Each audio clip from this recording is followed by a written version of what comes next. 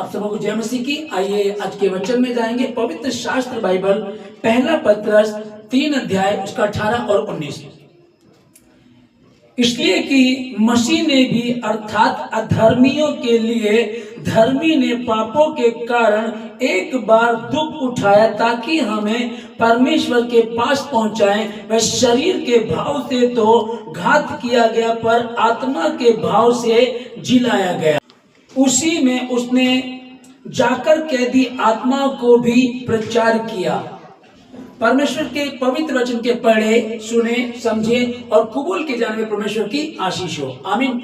प्रभु आप लोगों को बहुत बहुत आशीष दे। और जैसे कि आज उपवास का 46वां दिन है और गुड फ्राइडे से अगले दिन पवित्र शनिवार का दिन है आज, तो पवित्र शनिवार के विषय में परमेश्वर क्या कहता है? क्योंकि यीशु मसीह कब्र में है, ओके, तो जो वो कब्र में है तो मतलब तीसरे दिन जी उठेगा। तो तीसरे दिन ही क्यों जी उठेगा, दूसरे दिन क्यों नहीं, या फिर चौथे दिन क्यों नहीं? क्योंकि 3 दिन में तो जो यहूदियों की पुस्तक है तालमुद, उसमें लिखा है कि 3 दिन का मरा हुआ जिंदा हो सकता, 4 दिन का नहीं हो सकता। तो एक ये भी चैलेंज था, तो 4 दिन में क्यों नहीं हुआ, या फिर अगले ही दिन क्यों नहीं हुआ, फिर तीसरे दिन क्यों हुआ? तीसरे दिन होने का कारण समझिएगा। अगले दिन के विषय में मतलब यीशु मसीह मारा शुक्रवार, पवित्र शुक्रवार को यीशु मारा, ओके। अगला दिन आता है पवित्र शनिवार और तीसरे दिन रविवार पूर्ण उत्थान का दिन, परमेश्वर जी उठा, यीशु मसीह जी उठा, तीसरा दिन। तो अगले दिन जो शनिवार का दिन है, उस दिन क्या हुआ? उस दिन यीशु मसीह कहाँ था? जो हमने अभी इस वचन को पढ़ा कि वैसे ही उसने इसमें जो पहला पत्रस 3 का 19 में, उसी में उसने जाकर कैदी आत्माओं को भी प्रचार किया। अब ये कैदी आत्माएं कौन सी हैं ना? विचार यह बात समझ में नहीं आती कई बार के, ओके कैदी आत्माएं जो मरे हुए उनको, लेकिन ये बात तो नहीं है जो मरे हुए उनको, पर गया तो वो पाताल लोक में ही था, नीचे ही गया था। एक ऊपर है जो स्वर्ग लोक है। स्वर्ग लोक कौन सा है? मतलब प्रभु यीशु मसीह ने डाकू से कहा कि आज ही तुम्हारे साथ स्वर्ग लोक में होगा, ओके। और जब हम उस धनी व्यक्ति को और लाजर को देखते हैं जो उसकी देवड़ी पे पड़ा रहता है, वो भी मरता है, वो कहाँ पाया जाता है? इब्राहिम पिता की गोद में। ये इब्राहिम पिता की गोद में है। फाइनल हो गया कि ये जब न्याय होगा तो स्वर्ग में ही जाएगा, ओके। और वो डाकू भी वही है, ठीक है ना। लेकिन जो अधोलोक में, वो नीचे जो धनी व्यक्ति था, वो कहां था? वो अधोलोक में था। वो अधोलोक में तड़प रहा था और इब्राहिम पिता से कह रहा था, इब्राहिम पिता है ना, इसको भेज लाजर को ताकि ये एक उंगली पानी में डुबाए और मेरी जीभ पर लगाए ताकि मैं ठंडक पा सकूं। तो अधोलोक है और एक स्वर्ग लोक है, ओके। तो तीसरा जो मेन है वो स्वर्ग है।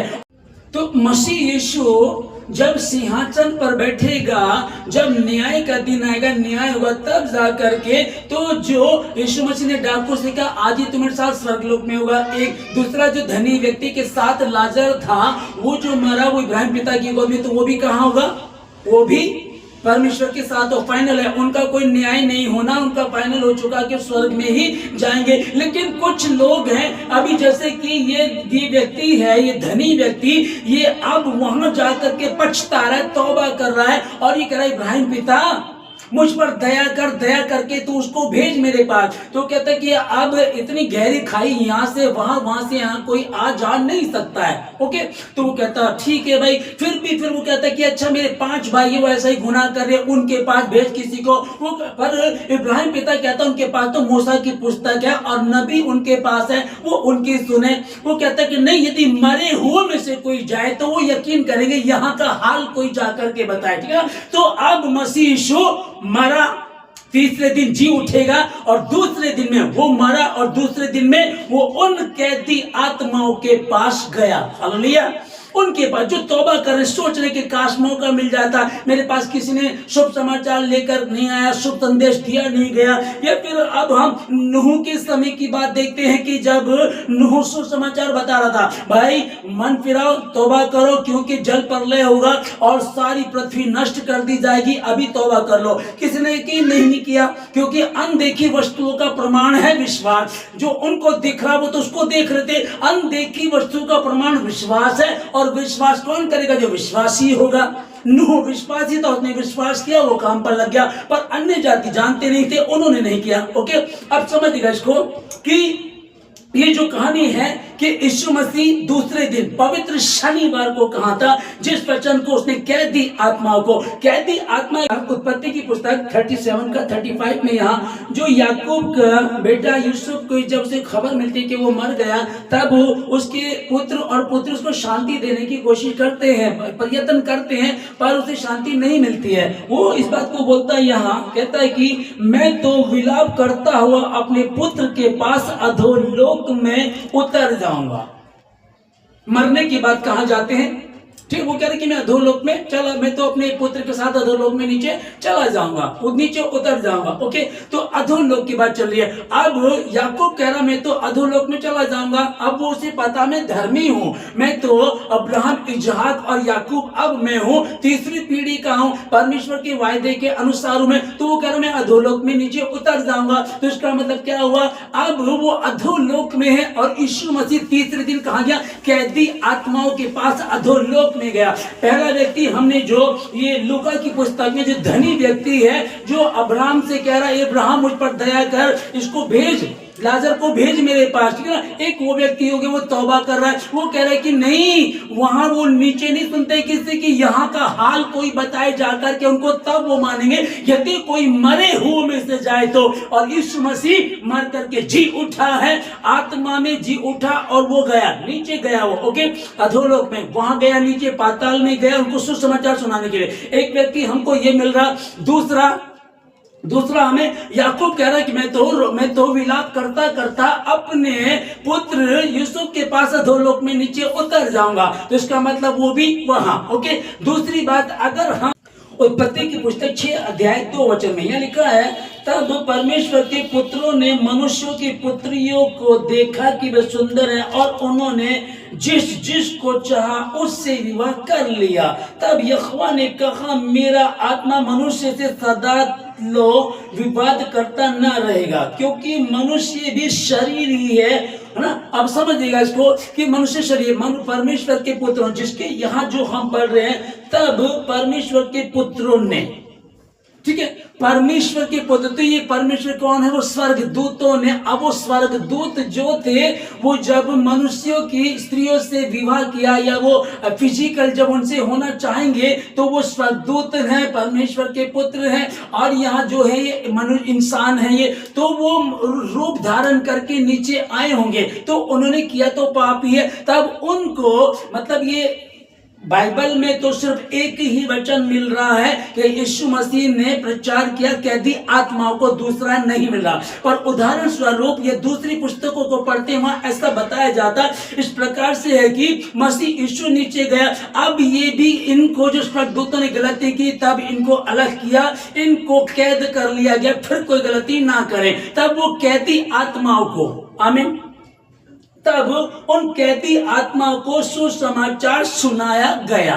ओके, ये जो मसीह यीशु गया, पहले कौन से, पहले हमने क्या देखा? पहले एक वो जो लाजर था, दूसरा फिर याकूब कह रहा है कि मैं तो अपने पुत्र के साथ नीचे अधोलोक में उतर जाऊंगा, और तीसरा है जो मनुष्य के, ये जो परमेश्वर के पुत्र इनके। ओके, अभी प्रकाशित वाक्य के 20 अध्याय 11 वचन में यहाँ लिखा है, फिर मैंने एक बड़ा श्वेत सिंहासन और उसको जो उस पर बैठा हुआ है देखा, उसके सामने से पृथ्वी और आकाश भाग गए और उनके लिए जगह ना मिली।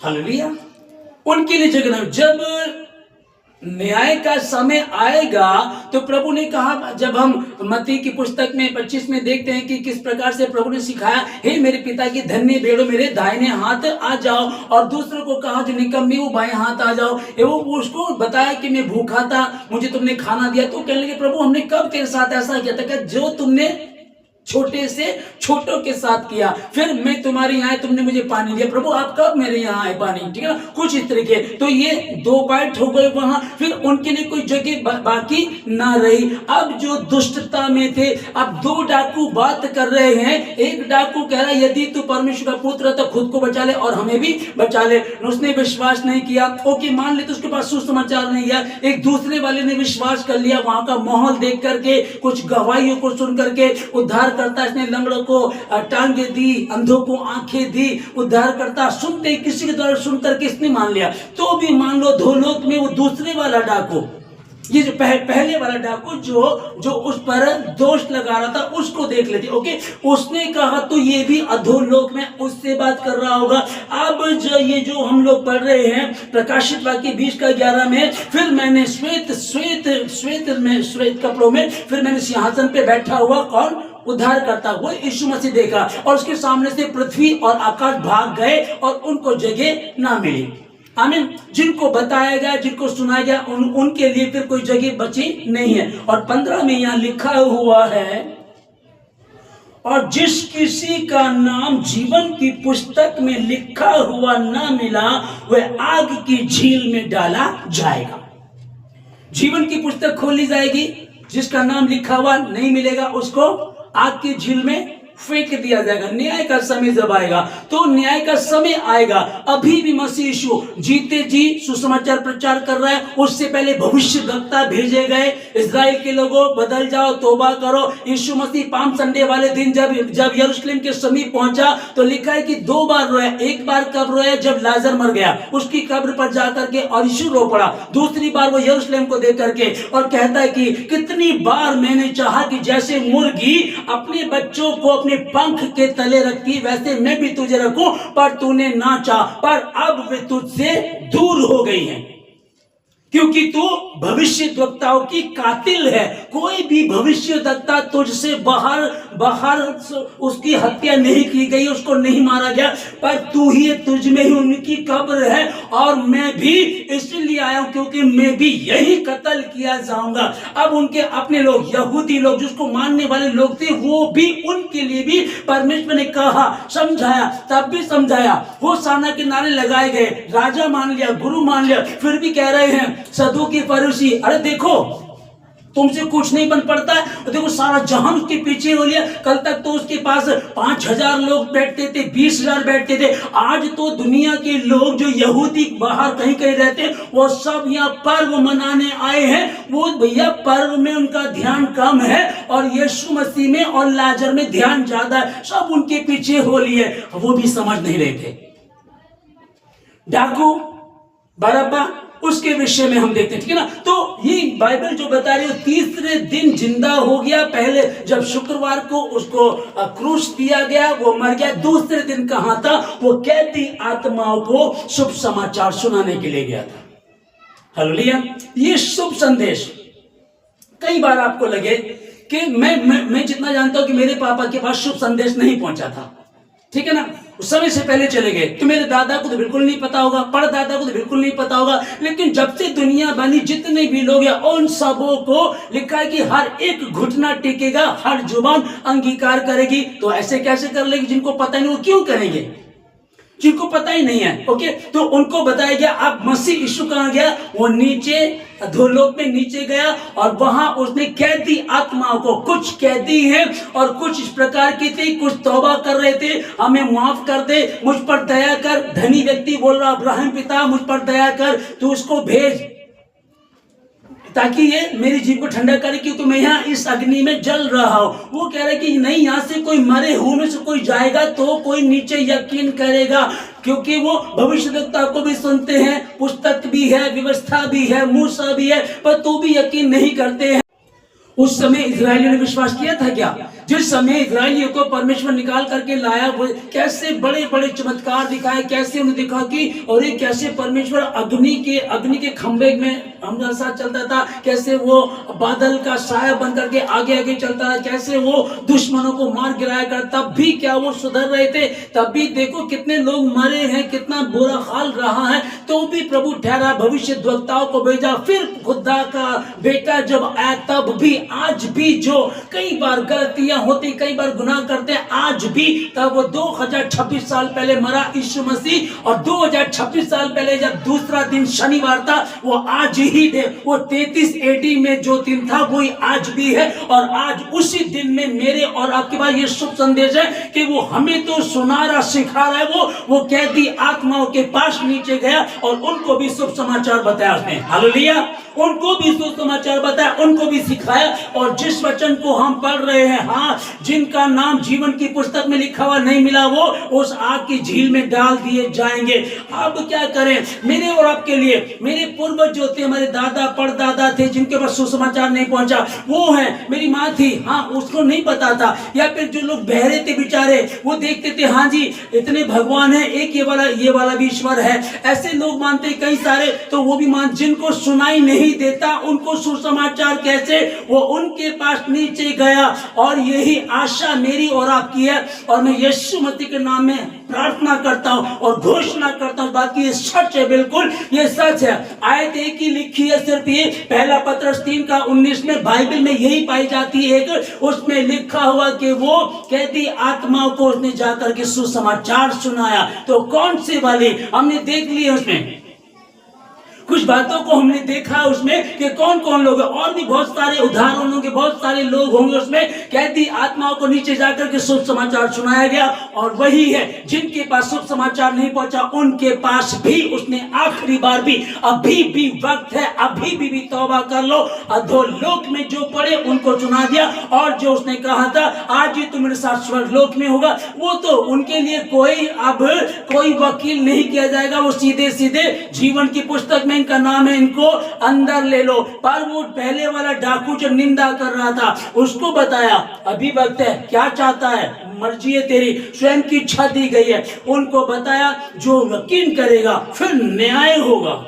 जितना खुदा बाप आसमानी, जितना पवित्र आत्मा मुझे बता रहा, जितना मुझे लग रहा, मैं अध्ययन कर रहा था, कई दिनों सोच भी रहा था, तो उसमें समझ भी नहीं आ रहा क्या किया जाए। तीसरे दिन का क्या था, लोग मानते हैं वो कैदी आत्माएं थी, कुछ लोग कहते हैं मरे हुओं को। फिर मैं यही कह रहा हूं, जो वचन हम तक पहुंचा है कि उन लोगों को धनी व्यक्ति कह रहा मुझ पर दया कर। अब अब्राहम को जितना उसको सौंपा गया उतना ही तो करेगा वो। अब्राहम को कहा गया नीचे आइए, गहरी खाई है, उधर से कोई इधर और इधर से कोई उधर जा नहीं सकता, लेकिन यदि मसीह यीशु चाहे तो हो सकता है ना। अरे भाई, जब डाकू का उद्धार हो गया, सोचकर देखिएगा, वो जो डाकू साथ में बंधा होता उसका उद्धार हो गया, तो फिर जब वो तौबा कर रहा है, वो कह रहा मुझ पर दया कर, और यीशु मसीह दया का सागर है, तो इसका मतलब उसके लिए भी है, वो मर गया, दो लोक में पड़ा। यीशु मसीह कैदियों को शुभ समाचार सुनाने के लिए गया। वो कैदी जो लाजर जिसकी देवड़ी पे पड़ा रहता था, वो ही धनी व्यक्ति जो मलमल के वस्त्र पहना था, अब्राहम पिता से कह रहा मुझ पर दया कर। अब्राहम तो दया नहीं कर सकता, लेकिन यीशु मसीह दया कर सकता है। अब उसको देखा होगा, उसके विषय में मसीह यीशु ही इस कहानी को बता रहा है, उसके पास गया होगा। कैदी आत्माओं को शुभ समाचार सुनाने के लिए अभी भी वक्त है। ओके, तो प्रभु आप लोगों को बहुत आशीष दे। दूसरा दिन पवित्र शनिवार की हार्दिक शुभकामनाएं आप लोगों को। और 46 डे फास्टिंग को आज हो गए, 46वें उपवास में खुदा आपको बहुत बरकत दे। और कल के दिन में हम आनंदित हैं, हमारा खुदावन जी उठेगा, उसी उठा 2026 साल पहले, लेकिन ये 33 एडी में ही हुआ था ऐसा। और आज 2026 साल बाद वही शनिवार का दिन है, और कल वही रविवार का दिन वही होगा जो उस समय 33 एडी में अप्रैल में हुआ था। हालेलुया। 3 अप्रैल को गुड फ्राइडे, 4 अप्रैल को पवित्र शुक्र शनिवार, और 5 अप्रैल को पवित्र रविवार। उसमें हम उसके साथ आनंदित होंगे। आज आनंदित हुए, कल भी आनंदित होंगे। और विश्वास करिएगा, मैं फिर कह रहा हूं आप लोगों को, कोई बात नहीं, आप जो विश्वासी लोग हैं ना, आपका कोई पूर्वज है, कोई ऐसे मर गया, गुनाहों में मर गया, कहो प्रभु, तो आपने कहा तू विश्वास कर, तेरा घराना उद्धार पाएगा, मेरा घराना उद्धार पाएगा। जो मर गए वो जी उठेंगे, वो आपके साथ मेरे साथ, हम वहां आनंद मनाएंगे, हम वहां होंगे, हम हालेलुया हुल्लड़ मचाएंगे यीशु मसीह के नाम में, और तेरी महिमा करेंगे। जो यहां नहीं कर सके वो वहां करेंगे यीशु मसीह के नाम में। कोई बात नहीं, जहां आप खुली वही सवेरा, वो दयालु है। जब पैदा नहीं हुआ था तब भी पहुंच गया शतरथ मिश्र का बिंदुओं के पास। पैदा हुआ, आशीष दी, 12 साल की उम्र का हुआ, हो गया। जब पहली शादी में पहला चमत्कार किया उसने, किसने मांगा था, किसने कुछ कहा था? प्रभु को दया आई, इस विवाह में मैं आया हूं। जहां यीशु मसीह खड़ा हो जाता वहां तो वैसे अनुग्रह हो जाता है। तो उस शादी में जो उनका खाना था, जो दाग था, वो घट गया। उन्होंने कहा था कि इसको बढ़ा दो, नहीं, बस मरियम ने कहा जो वो तुम सिखाए वो करना। बोला पानी मशकों को पानी से भर दो, भर दिया गया। उन्होंने मांगा था, नहीं मांगा था। यहाँ तो ये धनी व्यक्ति अब्राहम पिता से कह रहा मुझ पर दया कर। अब्राहम पिता तो दया नहीं कर सकता, लेकिन यीशु मसीह कर सकता है। उसकी आवाज यीशु मसीह के कानों तक। आमीन। 38 वर्ष का व्यक्ति तो कुंड के किनारे था, कुंड पर भरोसा था, स्पर्श दूत पे भरोसा था, कुंड के पानी पे भरोसा था, यीशु पे थोड़े था। यीशु वहां भी पहुंच गया। तो फिर ये जो हमने पहला पतरस 3:19 पढ़ा, इसको ध्यान से आप समझिएगा, अध्ययन कीजिएगा, प्रार्थना कीजिएगा और विश्वास करो। अरे जैसा तेरा विश्वास वैसे तेरे साथ हो जाएगा। मेरा विश्वास है मेरा भाई, मेरे पापा कैसे गुनाह करते हुए मरे, पूरी की पूरी दारू की बोतल खत्म कर दी उन्होंने, तो भी हम विश्वास करता हूं, मैं विश्वास करता हूं। बाइबल में लिखा हुआ है गाली देने वाले भी स्वर्ग के राज्य में प्रवेश ना करेंगे। दारू पीने वाले, झूठे, कुत्ते, टोना टोटका करने वाले परमेश्वर के राज्य में प्रवेश ना करेंगे। तो भी शायद एक मौका मिल जाए, कहती आत्माओं को भटके हुए, तो भी शायद एक मौका मिल जाए। देखिए, मैं बाइबल से बाहर बात नहीं कर रहा हूं। कोई कहने लगे ले बाइबल में तो लिखा है गाली देने वाले भी स्वर्ग के राज्य में प्रवेश नहीं करेंगे, तू कैसे कह रहा है? मैं ये कह रहा हूं धनी व्यक्ति तौबा कर रहा है। अब्राहम पिता मुझ पर दया कर रहा है ना, तो वो तो नहीं, पर यीशु कर सकता है। भाई जिस शादी में यीशु मसीह गया, उनका दाग घट गया था, क्या किया उसने? बढ़ा दिया, कर दिया ना काम। जो 38 वर्ष से पड़ा हुआ था, यीशु मसीह आकर कहता तू क्या चाहता है? चल उठ, अपनी खाट उठा और चल फिर। आमीन। वो यीशु मसीह है। उसको समझना हर किसी के बस की बात नहीं थी। पवित्र आत्मा ही हम पर प्रकट कर दे तो ये हो सकता, नहीं तो संभव नहीं है। तो भी यदि किसी को लगता है कि नहीं पास्टर जी गलत बोल रहे हैं, मैं गलत बात कर रहा हूं, या मैं ठीक से समझा नहीं पा रहा हूं, तो पवित्र आत्मा आपके पास है, खुदा का अनुग्रह आप पर हुआ है, आप प्रार्थना करें। पर मैं यही कह रहा हूं, तो भी आप घोषणा करें मेरा घराना आशीषित है। जो बिना वचन की दुनिया छोड़ करके चले गए, गुनाह किया है, गलती की, या मखमली वस्त्र पहनते थे, ऐशो आराम की जिंदगी जीते थे, पर खुदा पे भरोसा नहीं किया, शायद खुदा कर सकता है। परमेश्वर मसीह के लिए कुछ भी मुश्किल नहीं है। अब डाकू कह रहा है जब तेरा राज्य है तो मेरी सूती लेना। तो उसका राज्य कब आएगा? अरे उसका राज्य कब आएगा? प्रभु यदि तू यहां होता तो मेरा भाई लाजर ना मरता। चिंता मत कर, विश्वास करेगी तो वो जिंदा। हालेलुया, है ना? वो कह रही कि यदि तू यहां होता तो मेरा भाई ना मरता। तो वो कह रहा चिंता मत कर, मैं ही अल्फा ओमेगा हूं, मैं ही आदि हूं, मैं ही अंत हूं। जिससे मैं स्वर्ग में लेना चाहूं उसे कोई रोक नहीं सकता, और जिसे मैं निकालना चाहूं उसे कोई निकाल नहीं सकता। वो कह तो रहा, हम बात कर रहे थे ना गुड फ्राइडे पे कि भाई एक दाग की बारी के लिए कुछ लोगों को काम पर लाया गया, ठीक है ना? एक सुबह 9 बजे लगा, फिर बीच में लगे, एक आखिरी में लगा। आखिरी वालों को उतने पैसे दिए गए जो मजदूरी होती है, 1 रुपया दिया गया। ओके, तो वो पहले जो सुबह लगा था वो मन में सोचने लगा मुझे ज्यादा मिलेगा। जब वो गया तो उसको भी इतना मिला। वो कहने लगा मैं सुबह से लग रहा हूं, और वो अभी आया। उसने कहा मेरी दौलत, मेरा अनुग्रह, मैं कुछ भी कर सकता हूं। आमीन। फैसला मेरा है, मैं कर सकता हूं। वो मन को जांचता है। कैसी तौबा है आपकी, बस मन को जांचने वाला, मगरमच्छ के आंसू और मन से रोना वो जानता है। इसलिए मैं तो यही कहूंगा, यीशु मसीह के नाम में इस वचन को पढ़े, प्रार्थना करें और तौबा करें। बैठे है मेरा घराना, जो मर गए हैं, जो सो गए हैं, वो जी उठेंगे, ईमानदार जी उठे। कल हम बात कर रहे थे गुड फ्राइडे को, यीशु मसीह मरा और मुर्दों की, कितने ईमानदार मुर्दों की कब्रें खुल गई और वो सोए हुए वहीं पड़ रहे। वो कल जी उठेंगे जब यीशु मसीह निकल करके आएगा। आमीन। तब होगा। हालेलुया। अभी मैं क्या करूं आप लोगों को, बस इतना रखिए, नहीं हो जाएगा, खुदा कर देगा। प्रभु तूने कहा, तू विश्वास कर, तेरे द्वारा तेरा घराना उद्धार पाएगा। मेरी माँ बिना उद्धार के चली गई, उसको जला दिया गया था, कुछ दफना दिए गए। अभी कुछ लोग कहेंगे कि भाई इब्रानियों 9:27 में लिखा है कि मनुष्य का एक बार मरना, उसके बाद न्याय का होना नियुक्त है, फाइनल है।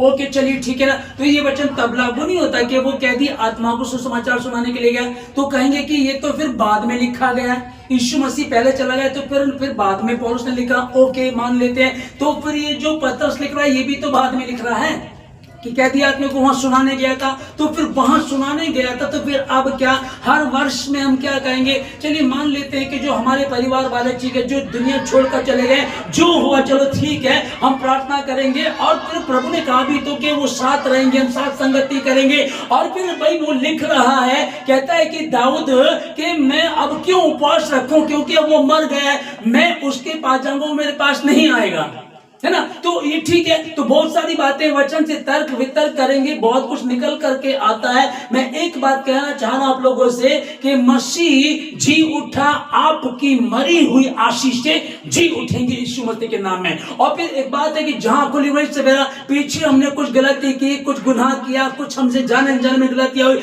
जो हो गया कोई बात नहीं, आगे ना हो। पर जब मसीह यीशु किसी को छूता है ना, तो सच में उसका जीवन बदल जाता है। फिर वो एक व्यभिचारी था, एक व्यभिचारिणी थी, जिस दिन मसीह ने छुआ उसके बाद कोई दिक्कत नहीं आई। जिस कोड़ी को छुआ उसका कोड़ छूते ही ठीक हो गया। 38 साल से कुंड के किनारे पड़ा था, उसने कहा उठ, और तुरंत उठ करके खड़ा हो गया। अपनी लाशों को लोथों को दे देगा, वो आग भी दे देगी, वो जल भी दे देगा, वो सब आ जाएंगे, जो क्रैश हुए थे मरे सब आ जाएंगे, जब मसीह यीशु का दिन, न्याय का दिन आएगा। हालेलुया। कल पुनरुत्थान का दिन है, मेरा मसीह जी उठेगा। Hallelujah hallelujah. मैं क्या कह रहा हूं आप लोगों को, विश्वास में बने रहेगा, मजबूत रहेगा, प्रार्थना करेगा और कहीं खुदावन मेरे जीवन से, मेरे घराने से अपनी महिमा को ले। तू गया कैदी आत्मा को, मेरे परिवार में भी कुछ कैदी थे, कुछ थे जो नहीं मान रहे थे, कुछ थे जो गलती कर रहे थे, मैं तेरे से आगे प्रार्थना करता हूँ यीशु मसीह के नाम में। खुदा बाप आसमानी में आपका धन्यवाद देता हूं पिताजी सारी बातों के लिए, आज की दिन के लिए, सुंदर समय के लिए।